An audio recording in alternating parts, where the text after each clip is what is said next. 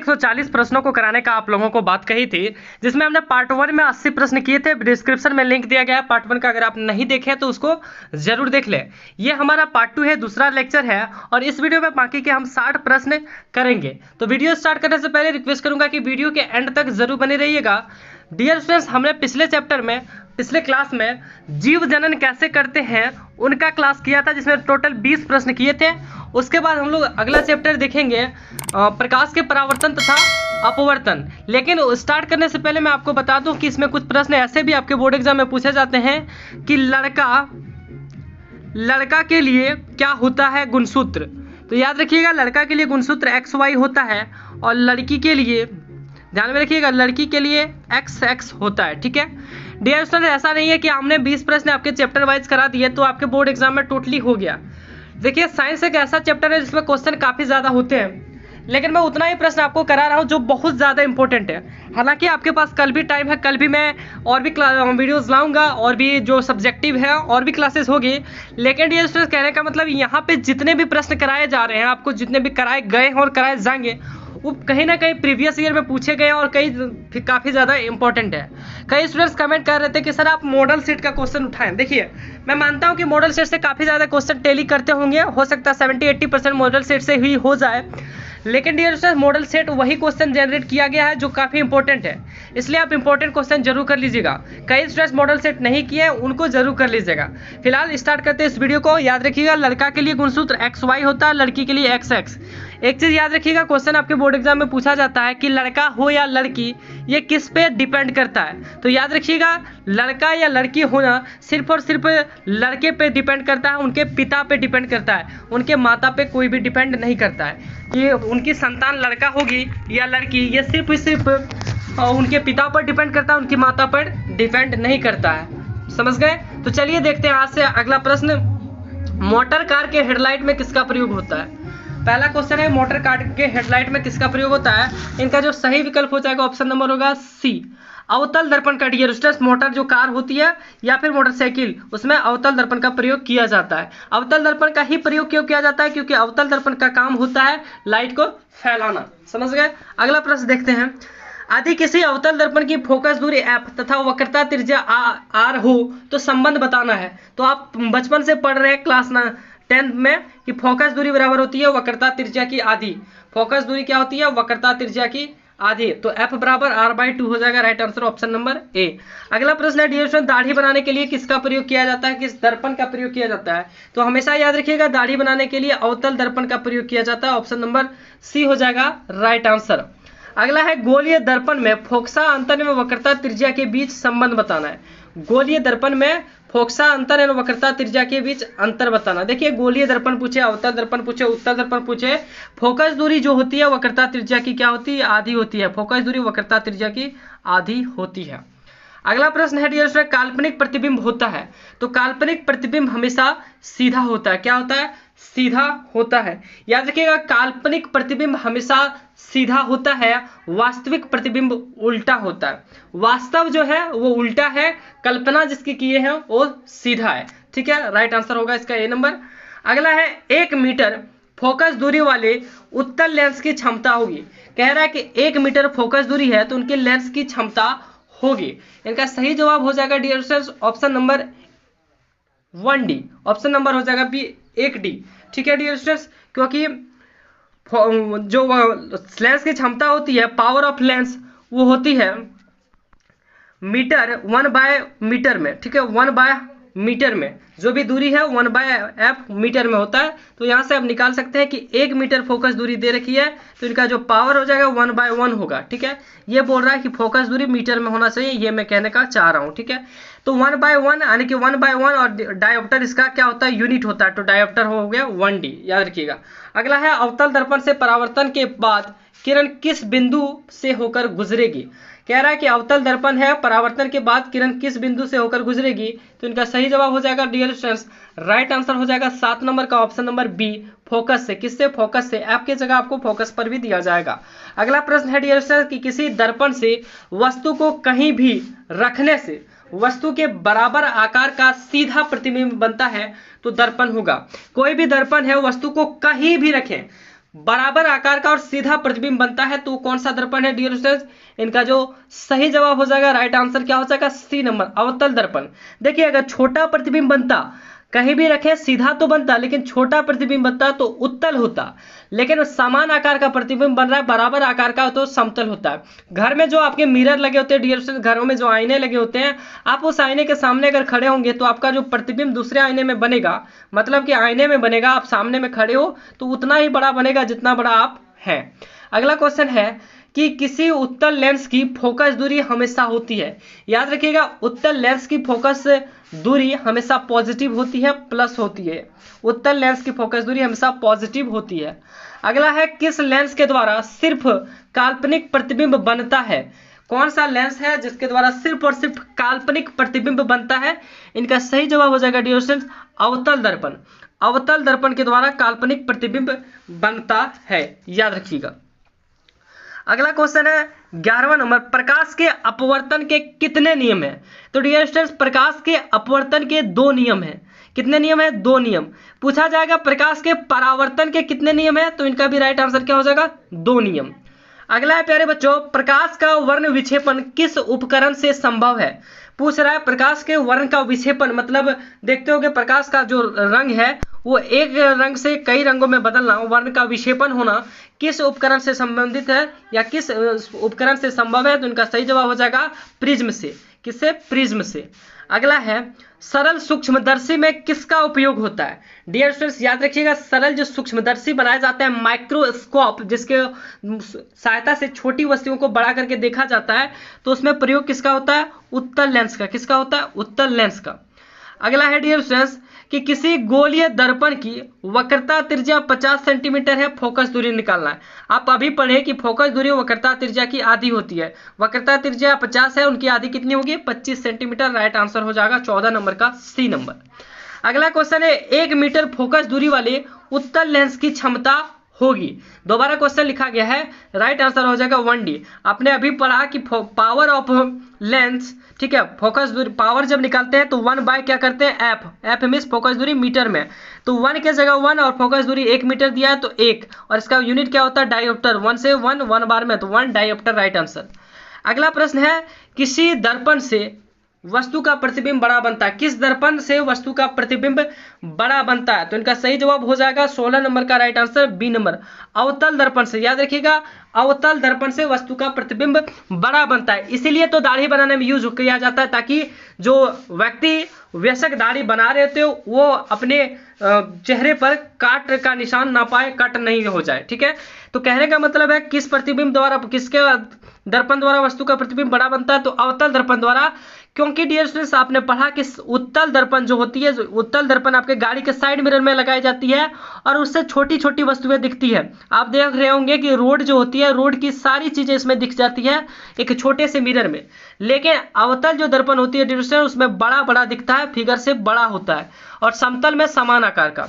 अगला है प्रकाश का वेग न्यूनतम होता है। पूछ रहा है प्रकाश का वेग न्यूनतम होता है कहां पे? न्यूनतम, सबसे कम। तो इनका राइट आंसर क्या हो जाएगा? कांच में। कांच में प्रकाश का वेग सबसे कम होता है इन ऑप्शनों में। अगला क्वेश्चन यहां से पूछ सकता है कि प्रकाश का वेग अधिकतम होता है, तो याद रखिएगा अधिकतम निर्वात में। निर्वात कहने का मतलब जहां वायुमंडल नहीं है, जहां हवाएं नहीं है, जहां कोई भी कण, किसी भी प्रकार का कोई कण उपलब्ध नहीं है, उसी को हम लोग बोलते हैं निर्वात। तो निर्वात में प्रकाश की वेग अधिकतम होगी, कांच में न्यूनतम होगी।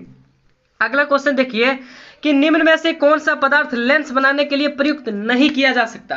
यह क्वेश्चन आपके लिए काफी इंपॉर्टेंट है और आप जान भी रहे होंगे कि जल का हम लोग लेंस बनाने के लिए प्रयोग कर सकते हैं। डियर स्टूडेंट, लेंस का एक सिंपल मीनिंग आप जानिए कि लेंस उसको कहते हैं जिसको एक पार से दूसरे पार देखा जा सके। आप उस कहानी के जैसे नहीं कर दीजिएगा। आपके क्लास 5 में एक कहानी दी गई थी जिसमें एक बच्चे को साफ करने दिया जाता है, उसके घर के आईने को, दुकान होटल रहता है, उसके घर के आईने को साफ करने दिया जाता है। तो बच्चा क्या करता है कि आईने को फोड़ देता है, साफ नहीं होता तो आईने को तोड़ देता है और मिट्टी का दीवार रहता है उसको थोड़ा सा साफ करके आईना को तोड़ देता है। और जब उनका मालिक आता है तो बोलता है कि सर मैंने तो साफ कर दिया।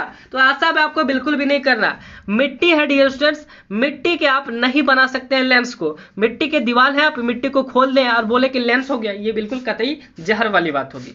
प्लास्टिक को बना सकते हैं आप। इंच देखे होंगे डियर स्टूडेंट्स, स्केल जिसको बोलते हैं, जिससे आप मेजरमेंट करते हैं, स्केल को आप इंच बोलते होंगे, तो आप देखते होंगे इंच से एक पार से दूसरे पार देख सकते हैं। कांच तो देख ही सकते हैं, कांच आप समझ भी जाएंगे कि कांच क्या चीज है। अगला जल, जल में भी देख सकते हैं। तो लेंस बनाने के लिए किसका प्रयोग नहीं किया जा सकता, तो मिट्टी का। अगला है कि 4D क्षमता वाले अवतल लेंस की फोकस दूरी होगी। डियर से कह रहा है 4D क्षमता है, मतलब P का वैल्यू दे रखा है 4D, उसका क्या पूछ रहा है, फोकस दूरी। आप अभी पढ़े कि फोकस दूरी जो क्षमता होती है वो 1/f होती है, 1/f, और f किस में होती है, मीटर में। आप यहाँ पे जान रहे हैं कि फोकस कितने दे रखी है, पावर कितनी दे रखी है, क्षमता 4/1/f, ठीक है। 4 को जब इधर ले जाइएगा तो 4 गुना f हो जाएगा बराबर 1, तो 1 बाय बराबर कितना हो जाएगा डियर स्टूडेंट, f बराबर कितना हो जाएगा डियर स्टूडेंट, तो f बराबर 1/4 हो जाएगा। 1/4 कहने का मतलब है डियर स्टूडेंट्स, 1/4 कहने का मतलब है 25, ठीक है। 1/4 कहने का मतलब 0.2.5, ठीक है, 0.25 है। लेकिन डियर स्टूडेंट्स ये मीटर में है, मीटर को सेंटीमीटर में बदलते हैं तो ये हो जाएगा 25 सेंटीमीटर। थोड़ा सा मैंने यहाँ बताने में थोड़ा मिस्टेक किया होगा, लेकिन आप समझ गए होंगे। अगला है कि जब प्रकाश की किरण हवा से कांच में प्रवेश करती है तो मुड़ जाती है। हवा से जब कांच में प्रवेश करती है तो किधर मुड़ जाती है, अभिलंब के निकट। हवा कौन सा है डियर स्टूडेंट्स, हवा है आपका विरल, हवा है विरल और कांच है सघन। तो विरल से सघन में जब जाती है निकट की ओर मुड़ जाती है, विरल से सघन की ओर जाती है तो निकट की ओर मुड़ जाती है। इसके लिए हमने एक ट्रिक बनाया है मेरे प्यारे बच्चों। क्या ट्रिक है, तो कहने का मतलब विरल से सघन में गया, लास्ट में क्या है, 9 यानी कि निकट हो जाएगा किसके, अभिलंब की। विरल से सघन में गया तो निकट हो जाएगा, 9 है, 9 से निकट हो जाएगा, याद रखिएगा। बाकी तो एक आप याद करना ही होगा। डियर स्टूडेंट्स ये था आपके प्रकाश के परावर्तन तथा अपवर्तन के क्वेश्चन। आइए देखते हैं अगला है आपका चैप्टर मानव नेत्र तथा रंग बिरंगा संसार। पहला क्वेश्चन है कि आकाश का रंग नीला प्रतीत क्यों होता है, या नीला प्रतीत होता है किसके कारण होता है, तो इनका सही जवाब होगा प्यारे बच्चों, प्रकाश के प्रकीर्णन के कारण। किसके कारण, प्रकाश के प्रकीर्णन के कारण। अगला क्वेश्चन है मानव नेत्र जिस भाग पर किसी वस्तु का प्रतिबिंब बनाते हैं वह क्या कहलाता है, तो क्या कहलाता है, दृष्टिपटल। दृष्टिपटल का एक और नाम रेटिना भी कहते हैं, ध्यान में रखिएगा। अगला क्वेश्चन है जो नेत्र निकट स्थित वस्तु को साफ नहीं देख सकता उसे किस प्रकार का दोष होता है, या उस नेत्र में क्या होता है, इनका सही जवाब होगा दूरदृष्टि दोष। याद रखिए ये उल्टा होता है, निकट की वस्तु नहीं देख पाई तो दूरदृष्टि दोष, दूर की वस्तु नहीं देख पाई तो निकट दृष्टि दोष, ठीक है। तो यहाँ क्या बोल रहा है, निकट की वस्तु नहीं देख पा रही है तो दूरदृष्टि दोष। अगला प्रश्न है चंद्रमा पर खड़े अंतरिक्ष यात्री को आकाश प्रतीत होता है, कैसा प्रतीत होता है, तो काला प्रतीत होता है, ठीक है। अगला क्वेश्चन है नेत्र में किसी वस्तु का बना प्रतिबिंब होता है, तो नेत्र में किसी वस्तु का प्रतिबिंब कैसे बना होता है डियर स्टूडेंट्स, राइट आंसर हो जाएगा वास्तविक, उल्टा तथा छोटा। याद रखिएगा नेत्र में उत्तल लेंस लगा होता है, और आप जान रहे हैं कि उत्तल लेंस का प्रतिबिंब वास्तविक होता है, और वास्तविक हो तो उल्टा होगा ही, और आंख में छोटा बनता है।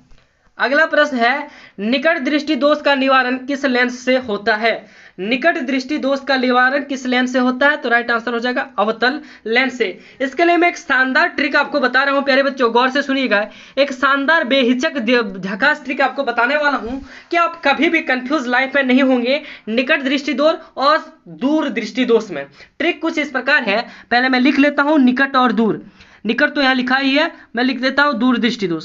याद रखिएगा मेरा ट्रिक कुछ इस प्रकार से मेरे प्यारे बच्चों, 2 का 3, ठीक है, 3 का 4, 2 का 3 यानी कि 2 शब्द है दूर में, 1 और 1 2, देख पा रहे होंगे 2 शब्द है, 2 अक्षर है, 1 और 1 2 अक्षर है, तो 2 का हो जाएगा 3, 3 अक्षर किसमें, उत्तल, 1 2 3, 2 का 3 यानी कि दूर का हो जाएगा उत्तल। निकट में 3 अक्षर है, निकट, निकट में 3 अक्षर है, 3 का क्या हो जाएगा 4, और 4 किसमें, अवतल में। तो याद रखिएगा 2 का 3, 2 का 3, 3 का 4। यह शानदार ट्रिक है, लाइफ में कभी भी निकट दृष्टि दोष और दूर दृष्टि दोष में कंफ्यूज नहीं होइएगा। आइए देखते हैं अगला प्रश्न, मानव नेत्र के किस भाग पर किसी वस्तु का प्रतिबिंब बनाते हैं? मानव नेत्र किस भाग पर किसी वस्तु का प्रतिबिंब बनाते हैं? तो अभी मैंने बताया कि रेटिना या फिर दृष्टि पटल पर, रेटिना या फिर दृष्टि पटल पर। डियर स्टूडेंट, मैं मानता हूं कि क्वेश्चन काफी कम लिए हैं, हर एक चैप्टर में कई सारे क्वेश्चन होते हैं, 50 60 70 क्वेश्चन करके साइंस में होते हैं, लेकिन मैंने 20 15 25 क्वेश्चन करके ही लिया हूं। ऐसा इसलिए डियर स्टूडेंट्स क्योंकि आपके जो बोर्ड एग्जाम है इस दृष्टि से मैंने लिया हूं कि पहले आपको 100% जो इंपॉर्टेंट है उनको करा दूं, उनके बाद जो भी क्वेश्चन छूटे हुए हैं और भी इंपॉर्टेंट है 70-80% उनको करा दूं। ठीक है, तो पहले आप 100% इंपॉर्टेंट को करिए, फिर उसके बाद आगे तो करेंगे ही यार। अगला प्रश्न देखिए कि स्पेक्ट्रम में किस रंग की किरण का झुकाव अधिक होता है? तो स्पेक्ट्रम में किस रंग की किरण का झुकाव अधिक होता है प्यारे बच्चों? बैंगनी। याद रखिएगा, स्पेक्ट्रम जो आप लोग बोलते हैं इंद्रधनुष, इंद्रधनुष में किस रंग का झुकाव अधिक होता है? तो बैंगनी रंग का। अगला है, प्रकाश के किस रंग का तरंगदैर्घ्य सबसे अधिक होता है? तरंगदैर्घ्य कहने का मतलब है प्यारे बच्चों कि सबसे ज्यादा दूर तक दिखता है। सबसे ज्यादा दूर तक कौन दिखता है? तो लाल। इसलिए आप जानते हैं कि लाल जो बत्ती होती है रेलगाड़ियों और ट्रैफिक रूल में यूज किया जाता है ताकि उनको दूर से दिख सके। और आप ये भी जानते हैं कि शादियों में लड़कियों को लाल जोड़े पहनाए जाते हैं क्योंकि ये खतरे के भी निशान हैं। अगला क्वेश्चन देखिए, दीर्घ दृष्टि दोष को ठीक करने के लिए किस लेंस का उपयोग किया जाता है? दीर्घ में कितना प्यारे बच्चों? दीर्घ में 2, 2 का 3, 3 कौन है? उत्तल लेंस। समझ गए? अगला है, श्वेत प्रकाश जब प्रिज्म से गुजरता है तो सर्वाधिक विचलन होता है। किसका होता है प्यारे बच्चों? जब श्वेत प्रकाश प्रिज्म से गुजरता है तो सर्वाधिक विचलन होता है, मतलब सर्वाधिक फैलता है। इनका राइट आंसर हो जाएगा 11 नंबर का सी नंबर, बैंगनी रंग का। अगला है डियर स्टूडेंट, नेत्र में प्रवेश करने वाली प्रकाश की किरणों को अधिकांश अपवर्तन होता है। कहाँ होता है? अधिकांश इसका जो अपवर्तन होता है कहाँ पे हो जाता है? राइट आंसर हो जाएगा कॉर्निया के बाहरी पृष्ठ पर। कहाँ पे डियर स्टूडेंट? कॉर्निया के बाहरी पृष्ठ पर। अगला प्रश्न है, आकाश का रंग नीला होने का क्या कारण है? आकाश का रंग नीला होता है उनका क्या कारण है? तो उनका कारण है डियर स्टूडेंट्स, क्या कारण है उनका? तो आपने शुरू में ही क्वेश्चन में पढ़ा कि इनका कारण है प्रकीर्णन का। प्रकाश के प्रकीर्णन के कारण आकाश नीला प्रतीत होता है। मानव नेत्र में प्रकाश किस रास्ते से प्रवेश करता है? इनका सही विकल्प हो जाएगा ऑप्शन नंबर सी, पुतली के रास्ते। किस रास्ते से? पुतली के रास्ते। अगला है डियर स्टूडेंट्स, कैमरे की तरह नेत्र में प्रवेश करते प्रकाश के परिमाण को कौन नियंत्रित करता है या नियंत्रित करता है? जानते हैं डियर स्टूडेंट्स, ये क्वेश्चन दूसरी तरफ से पूछा जा सकता है कि प्रकाश की मात्रा को नेत्र में कौन सा भाग नियंत्रित करता है? तो इनका सही जवाब हो जाएगा आइरिस। कौन करता है? तो आइरिस जो है प्रकाश की मात्रा को नियंत्रित करता है। अगला है 16वां नंबर प्रश्न की किस दृष्टि दोष को अवतल और उत्तल दोनों लेंसों से बने द्विफोक्सी लेंस द्वारा संशोधित किया जाता है? तो इनका सही जवाब हो जाएगा प्यारे बच्चों जरा दूरदृष्टिता। जरा दूरदृष्टिता एक ऐसी बीमारी है, एक ऐसा दोष है जो किसी व्यक्ति को हो जाए तो उसके लिए चश्मा दिया जाता है और उस चश्मे में दोनों लेंस लगे होते हैं, एक तो उत्तल और एक अवतल दोनों लेंस लगे होते हैं, इसलिए इसे द्विफोक्सी लेंस कहते हैं। आप घर गांव में देखे होंगे कि जब आपके घर में गांव में कोई बूढ़े होंगे, वृद्ध होंगे, वो जब पेपर या फिर बुक्स पढ़ते होंगे तो कभी कभी देखते होंगे कि चश्मा को नीचे कर लेते हैं, कभी ऊपर कर लेते हैं। तो बस वही कारण है कि उसे जरा दूरदृष्टिता का प्रॉब्लम है। अगला प्रश्न है 17वां नंबर, एक स्वस्थ आंख की दूरबिंदु होता है। याद रखिएगा डियर स्टूडेंट, दूरबिंदु अनंत होता है। आपके बोर्ड एग्जाम में कभी कभी अनंत से 25 सेंटीमीटर दिया जाता है। मैं कहने का मतलब है कि आप यहाँ पे खड़े हैं, सिंपली आप ये सपोज दैट 1 सेकंड का टाइम है, सपोज दैट कि आप यहाँ पे खड़े हैं डियर स्टूडेंट्स, ठीक है, और आप यहाँ पे अनंत है। अनंत तो खैर देख नहीं सकते, लेकिन मैं आपको बता देता हूँ एज ए एग्जाम्पल। मान लीजिए यहाँ पे अनंत है तो आप यहाँ तक तो देख ही सकते हैं, लेकिन यहाँ से 25 सेंटीमीटर तक आराम से देख सकते हैं। ठीक है, एक स्वस्थ आंख 25 से नीचे अगर नहीं, 25 से नीचे नहीं देख सकते ऐसा नहीं है, 25 तक आराम से देख सकते हैं, वो स्वस्थ आंख का है। लेकिन कभी कभी आपके बोर्ड एग्जाम में सिर्फ देगा अनंत। ठीक है, कि आंख के लिए दूर बिंदु क्या है? अनंत। और सामान्य आंख के लिए निकटतम बिंदु क्या है? 25 सेंटीमीटर। निकटतम 25, दूर अनंत। अगला है 18वां नंबर, अभिनेत्र लेंस की फोकस दूरी में परिवर्तन किया जाता है। अभिनेत्र लेंस में फोकस दूरी में परिवर्तन कौन करता है प्यारे बच्चों? तो करता है पक्षमाभी पेशियों द्वारा। किसके द्वारा परिवर्तन होता है? तो पक्षमाभी पेशियों द्वारा। अगला क्वेश्चन है मानव नेत्र अभिनेत्र लेंस की फोकस दूरी समायोजित कर विभिन्न दूरी पर रखी वस्तुओं को फोकसित कर सकता है, ऐसा हो पाने का कारण है। तो ऐसा हो पाने का कारण क्या है डियर स्टूडेंट? समंजन या फिर समंजन क्षमता। इसमें आपके बोर्ड एग्जाम में क्वेश्चन ऐसा भी दे सकता है कि वह क्षमता जो किसी व्यक्ति के फोकस दूरी को समायोजित करता है क्या कहलाता है? तो समंजन क्षमता कहलाता है, याद रखिएगा। अगला है और अंतिम प्रश्न है इस चैप्टर का मानव नेत्र तथा रंग बिरंगा संसार का कि नेत्र लेंस की फोकस दूरी कम हो जाने से कौन सा दृष्टि दोष होता है? नेत्र लेंस की फोकस दूरी कम हो जाने से कौन सा दृष्टि दोष होता है? निकट दृष्टि दोष होता है। डियर स्टूडेंट्स, इसमें आपने टोटल देखा 20 प्रश्न इस चैप्टर से और 20 प्रश्न उस चैप्टर से, 40 प्रश्न आपने देखा। आइए देखते हैं अगला चैप्टर। अगला है आपका ऊर्जा के स्रोत और इसका पहला क्वेश्चन है जीवाश्म ईंधन का उदाहरण है। तो जीवाश्म ईंधन का क्या उदाहरण है डियर स्टूडेंट्स? तो इसमें राइट आंसर हो जाएगा कोयला भी जीवाश्म ईंधन का उदाहरण है, लकड़ी भी जीवाश्म ईंधन का उदाहरण है, गोबर गैस भी जीवाश्म ईंधन का उदाहरण है, इसलिए राइट आंसर हो जाएगा ये सभी। अगला है कि निम्न में से कौन बायोगैस ईंधन का स्रोत नहीं है? बायोगैस ईंधन का स्रोत कौन सा नहीं है? तो नाभिकीय ऊर्जा राइट आंसर हो जाएगा इसका, ऑप्शन नंबर सी। अगला प्रश्न है नवीकरणीय ऊर्जा का स्रोत है, नवीकरणीय ऊर्जा का स्रोत है डियर स्टूडेंट्स, तो राइट आंसर हो जाएगा ऑप्शन नंबर बी सौर ऊर्जा।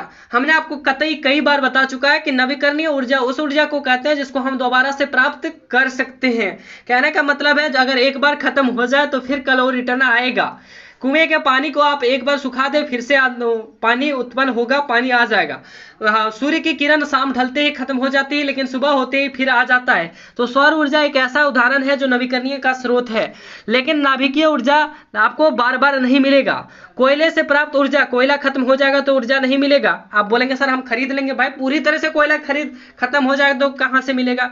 पूरी तरह से खत्म हो जाने के बाद तो 1000 साल लग जाएंगे बनने में, तो आप तो रहेंगे ही नहीं। प्राकृतिक गैस से प्राप्त ऊर्जा एलपीजी सिलेंडर, सीएनजी सिलेंडर खत्म हो जाए तो कहाँ से पाइएगा? नहीं ना पाइएगा। लेकिन सौर ऊर्जा आज नहीं उगी तो सूर्य कल उगेगी, बादल छा गई फिर भी आपकी सौर से काम थोड़ी बहुत चलेगी। आइए देखते हैं अगला प्रश्न कि ऊर्जा के सभी रूप में अनंत स्रोत किसे माना जाता है? तो इनका राइट आंसर क्या हो जाएगा? ऊर्जा के सभी रूप में अनंत स्रोत किसे माना जाता है? तो 4 का राइट आंसर होगा सूर्य, क्योंकि ये कभी खत्म नहीं होने वाला। अगला प्रश्न है ग्लोबल वार्मिंग के लिए उत्तरदायी गैस है, तो ग्लोबल वार्मिंग के लिए उत्तरदायी गैस कौन से है प्यारे बच्चों? CO2 कार्बन डाइऑक्साइड या फिर CFC क्लोरोफ्लोरोकार्बन। अगला प्रश्न है 6ठा नंबर कि सौर ऊर्जा को विद्युत ऊर्जा में परिवर्तित करती है। सौर ऊर्जा को विद्युत ऊर्जा में कौन परिवर्तित करती है प्यारे बच्चों? इनका सही विकल्प हो जाएगा ऑप्शन नंबर सी सौर सेल। कौन सा? सौर सेल। याद रखिएगा सौर सेल बनाने में किसका प्रयोग करते हैं? सिलिकॉन और जर्मेनियम। सिलिकॉन और जर्मेनियम, यह भी क्वेश्चन पूछा जाता है कि सौर सेल बनाने के लिए 2 उपयोगी पदार्थ या धातु का नाम लिखें, तो सिलिकॉन और जर्मेनियम। अगला क्वेश्चन है नाभिकीय ऊर्जा प्राप्त करने हेतु आवश्यक है। नाभिकीय ऊर्जा प्राप्त करने के लिए क्या आवश्यक है? तो इसका सही जवाब हो जाएगा यूरेनियम। यूरेनियम होना काफी ज्यादा इंपॉर्टेंट है नाभिकीय ऊर्जा प्राप्त करने के लिए। अगला क्वेश्चन है सूर्य तथा अन्य तारों की विशाल ऊर्जा के स्रोत हैं। सूर्य तथा अन्य तारों की विशाल ऊर्जा के स्रोत हैं नाभिकीय संलयन। याद रखिएगा सूर्य और जो अन्य तारे हो नाभिकीय संलयन के द्वारा ही बने हैं। अगला प्रश्न है कि बायोगैस का मुख्य घटक है। बायोगैस का प्यारे बच्चों हमेशा याद रखिएगा ज्यादातर यही को आंसर आपको देखने को मिलेगा methane gas. Methane gas CS3 या 4 CS3 और मीथेन गैस जो भी हो, मीथेन गैस आपके बोर्ड एग्जाम में दिया जाएगा बायोगैस का मुख्य घटक। अगला क्वेश्चन है सौर पैनलों का उपयोग होता है। तो सौर पैनल का उपयोग कहाँ होता है प्यारे बच्चों? तो मुख्य रूप से ऊर्जा स्रोत के रूप में, मुख्य ऊर्जा के स्रोत में सौर पैनल का प्रयोग किया जाता है। अगला है नाभिकीय विखंडन को नियंत्रित करने में प्रयुक्त होता है। नाभिकीय विखंडन को प्रयुक्त करने में किसका प्रयोग होता है? तो इनका सही जवाब हो जाएगा कैडमियम का छड़। कैडमियम का छड़ के जगह पे रॉड भी लिखा रहेगा, ध्यान में रखिएगा। कैडमियम का छड़ का प्रयोग नाभिकीय विखंडन को नियंत्रित करने के लिए किया जाता है। अगला प्रश्न है कि निम्न में से कौन ऊर्जा खनिज है? कौन से ऊर्जा का खनिज है या फिर ऊर्जा खनिज है? तो इनका सही विकल्प हो जाएगा डी नंबर जस्ता। भाई चूना पत्थर कोई ऊर्जा नहीं देगी आपको, बलुआ पत्थर नहीं देगी, जस्ता नहीं देगी, लेकिन कोयला देगी। अगला प्रश्न है डियर स्टूडेंट्स की औद्योगिकृत देश अपनी कुल ऊर्जा का कितना प्रतिशत नाभिकीय विद्युत संयंत्रों से पूर्ति करते हैं? औद्योगिकृत देश जो हैं अपनी कुल ऊर्जा का कितना प्रतिशत नाभिकीय विद्युत संयंत्रों से पूर्ति करते हैं? तो इनका सही जवाब हो जाएगा ऑप्शन नंबर 1 30%। अगला क्वेश्चन है किसी नाभिकीय विखंडन में मुक्त ऊर्जा होता है।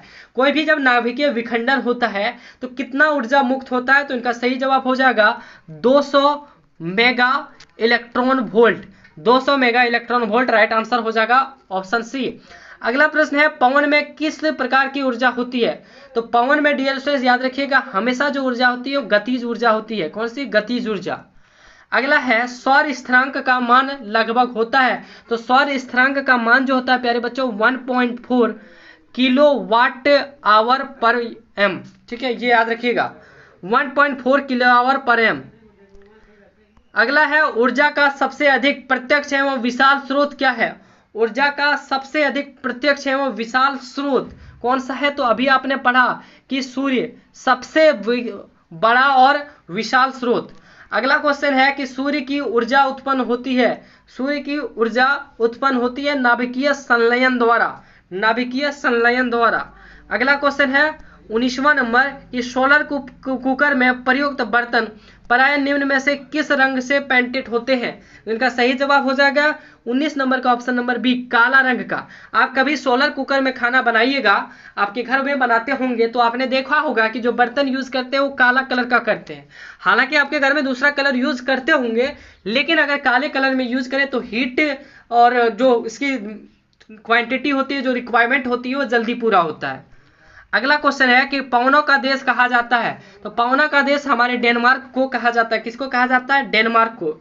डियर स्टूडेंट्स यहाँ तक आपके हुए 60 प्रश्न। इस वीडियो में इतना ही, लेकिन उससे पहले अगर आपने पिछला पार्ट नहीं देखा तो 80 प्रश्नों के उस पार्ट को डिस्क्रिप्शन में लिंक दिया गया है, आप उनको जरूर देख लें। साथ ही 2 मार्क्स के लिए 2 मार्क्स आपके जो बोर्ड एग्जाम में क्वेश्चन पूछने हैं 1 से लेकर 7 तक की प्रश्न संख्या के लिए हमने 2 मार्क्स के कुल 42 प्रश्नों को अपलोड कर दिया है। उसका भी डिस्क्रिप्शन में लिंक दिया गया है, आप उनको जरूर देख लें। साथ ही वीडियो अच्छी लगी हो तो लाइक करें, दोस्तों के साथ जरूर शेयर करें, और ऐसे ही और भी वीडियोस पाने के लिए, साथ ही और भी सब्जेक्ट की बेहतर ढंग से तैयारी करने के लिए आप हमारे चैनल को सब्सक्राइब कर बेल नोटिफिकेशन को जरूर दबा लीजिएगा, ताकि जैसे ही कोई वीडियो हम अपलोड करते हैं तो आपको उनका नोटिफिकेशन सबसे पहले मिल जाएगा। और मैं साथ ही बता दूं, कोई भी आपके डाउट्स होंगे, कोई भी क्वेश्चन अगर आंसर रॉन्ग होगा तो आप हमें जरूर कमेंट कर दीजिएगा, क्योंकि हमने यहाँ पे डियर स्टूडेंट्स जब भी कोई टीचर पढ़ाते हैं तो थोड़ा बहुत बोलते टाइम दिक्कत हो जाती है और दिमाग में कुछ और रहता है और बोला कुछ और जाता है, तो इसलिए थोड़ा बहुत तो दिक्कतें आ भी जाती है। खैर कोई दिक्कत नहीं है, आपके जो भी डाउट होंगे आप हमें कमेंट सेक्शन में जरूर कमेंट कीजिएगा। और ये सवाल बिल्कुल भी नहीं कीजिएगा कि सर आप मॉडल सेट को पढ़ा रहे हैं, बच्चों के साथ धोखा कर रहे हैं, बिल्कुल नहीं। मैं आपको पहले भी बताया था और आज भी बता रहा हूं कि कोई भी टीचर कभी भी स्टूडेंट के साथ धोखा नहीं कर सकते, चाहे वो टीचर हो, यूट्यूबर हो, कोई भी हो, ठीक है, क्योंकि उनका मकसद होता है आपको बेस्ट और बेहतर देना, ये नहीं कि व्यूज ही लेना है, ऐसा बिल्कुल भी नहीं है। और खास करके हम आपके लिए बेस्ट करते हैं। फिलहाल प्यारे बच्चों मॉडल सेट को कीजिए, इस प्रश्न को कीजिए, आपके बोर्ड एग्जाम के लिए काफी इंपॉर्टेंट होने वाला है। मिलेंगे नेक्स्ट वीडियो में, तब तक के लिए धन्यवाद। जय हिंद, वंदे मातरम, all the best and best of luck.